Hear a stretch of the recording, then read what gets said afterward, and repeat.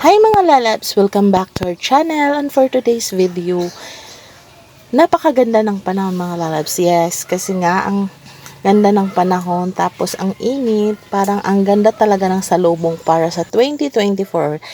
At dahil nga mag-New Year na, magsi-celebrate tayo ng New Year, ay magluluto kami ng lechon belly. Yes mga lalabs, first time namin nagluto. So ito na nga ang karne. Nakabili kami ng 4 na kilo na belly. So kami na mismo ang nagluto mga lalabs kasi gusto naming matry kung paano ba lutuin for the first time. First time namin tong gawin. So ayan, hinahiwa ko lang yung laman ng karne para paglagay ng mga ricado ay manunuot talaga sa kanyang mga laman ang ginawa kong timpla. So ayan, naghanda lang ako ng sibuyas, bawang, paminta at asin at kaunting vinegar at saka nilagyan ko ng laurel, dahon ng laurel at syempre yung paminta durog. So ayan na nga mga lalabs, minikos-mikos ko lang. Pero wag kayong mag-alala, malinis po ang kamay ko niyan. So ayan, kailangan mo talagang masahin para manunuot yung sarap mga lalabs kay lami man jud no kung imujud kamuton o kamuton. So mo na ni siya sa ing-ani, kinahanglan jud na ay tangad. So kanira nga tangad ang ako nabutang kay ang aking tanim na tanglad ay maliit pa lamang, di pa pwede kuna ng maramihan. So ayan, ito na siya mga lalabs. So nailagay ko na. So hayaan lang natin siya ng mga ilang minuto para ma-marinate yung ating nilagay na mga sangkap para lasang-lasa mamaya. At after nito mga lalabs ay pwede na natin tong i-roll sa, syempre kawayan yung gagamitin natin. Tapos tatalian na lang natin siya ng, ano bang tawag nito? Basta dito sa amin alambre. Di ko alam sa Tagalog. Huwag yun na akong pahirapan pa. At ito na nga, pagkatapos ng 1 oras talaga mga lalabs, hindi lang minutes ang inintay namin, 1 oras talaga para lasang-lasa naman siya. Ito na nga, tinalian na ng alambre or tie wire. Baka hindi nyo talaga alam ang alambre. Tie wire. So, yan, natinali na ng kuya ko kasi nga para ready na siya mamaya. Si Dada pala ang magluluto nito lalabs. For today's video, for today's luto-luto ng belly, siya yung magluluto nito mamaya. Kahit masama pa po yung pakaramdam niya, siya pa rin ang magluluto nito. For the first time makaka-experience siya, o diba? Malay natin sa susunod na mga araw, pwede na siyang magnegosyo ng ganito, diba? May ganon. So ito na nga siya mga lalabs, 'di ba? Tapos ng itali ng kuya ko, 'di ba? Ready na siya para mamaya sa pagluluto ni Dada. So, ganito talaga ang nangyari mga lalabs. So, maistorya man jud din ako ninyo, no. Wala talaga to sa plano na magluluto kami ng lechon belly, na kami mismo yung magluluto ba. So, yung plano talaga namin ay bibili kami ng karne doon sa market, tapos ipapaluto namin sa suki naming lutuan ng mga lechon. Pero alam nyo ba mga lalabs, na bad trip kami kanina kasi nga ang tagal naming nakaalis ng bahay sa dami pang gawain. So di namin naalala na kailangan pala ay malayo pa, dapat maagang-maaga pa ay nakapaghatid na kami ng lechon belly, ng karne doon sa magluluto kasi nga ang dami palang magpapaluto kasi nga New Year. So ang daming magpapaluto sa kanila.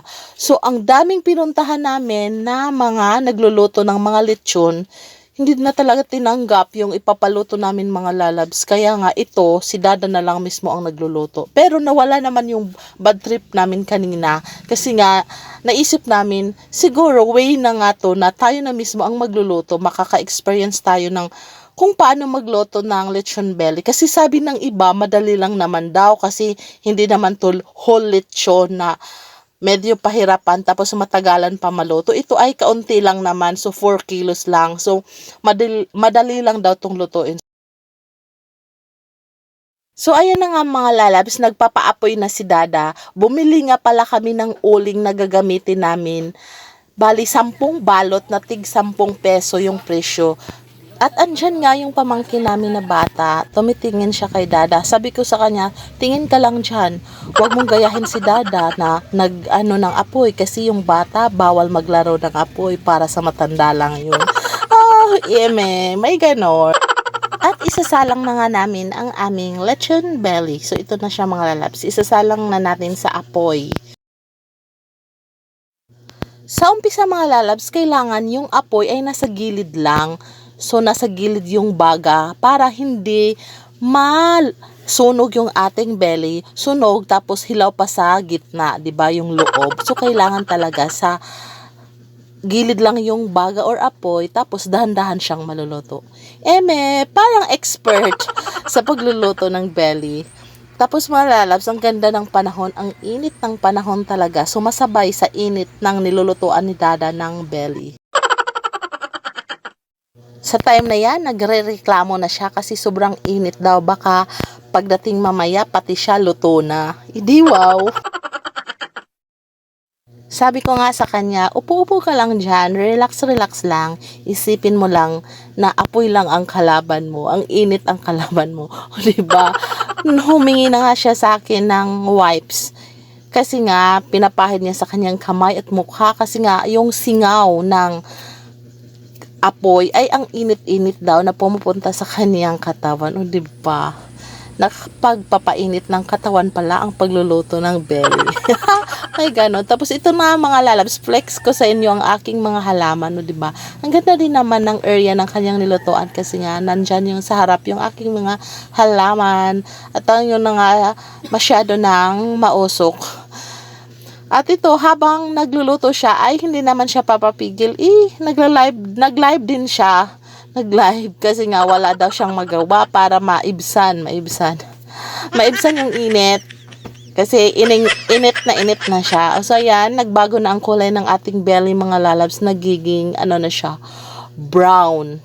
Hindi totally brown. Hindi pa talaga tuluto mga lalabs. So yung pag-ikot ng kawayan ay dahan-dahan lang. Dahan-dahan lang, dahan-dahan, o diba? Familiar kayo sa kanta ni Zara. Dahan-dahan lang, dahan-dahan. Masarap naman talagang dahan-dahan mga lalabs, no? Hindi masarap yung biglaan, di ba? Masakit yon. Kailangan dahan-dahan lang talaga. Ganon din sa pagluluto ng belly. Parang timang lang. Tapos ito pa mga lalabs, ang ganda ng mga bulaklak. Flex ko sa inyo ang aking bulaklak. Ito yung aking harden. So ito na siya mga lalabs, parang ang lutong na niyang tingnan, 'di ba? Pero hindi pa talaga tuluto mga lalabs. Aabot pa tayo ng mga ilang oras talaga dito. Siguro mga 2 oras pa. Kasi ganito lang yung kulay niya pero sa loob baka may pa to siya. May dugo-dugo pa, o 'di ba? So kailangan mo talagang magtiis. Gusto mong kumain ng masarap, edi magtiis ka, o ganon. Sabay ganon. Tapos mga lalabs, tingnan niyo, ang pag-ikot talaga ay dahan-dahan para swabe ang pagkakaluto. So ito naman, back to aking mga halaman, o 'di ba? Ito yung tinatawag nila na money tree. Iwan ko kung tinatawag to ng money tree, hindi naman siya namumunga ng pera. May ganon. Ayan na nga mga lalabs, napansin ko, ang tagal nga pala niyang maluto.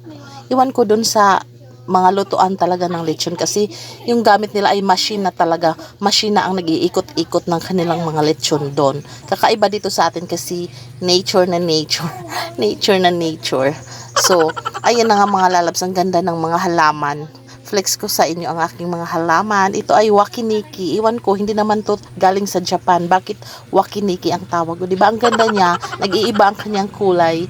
So, ito na nga siya mga lalabs. O, tingnan nyo. Ang ganda na ng kulay. Ang sarap na papakin, pero hindi pa pwede. Hindi pa luto. So, awang-awa na nga ako ni Dada sa time na yan. Kasi nga, yung yung pawis niya, tumutulo na. So, on the rescue tayo.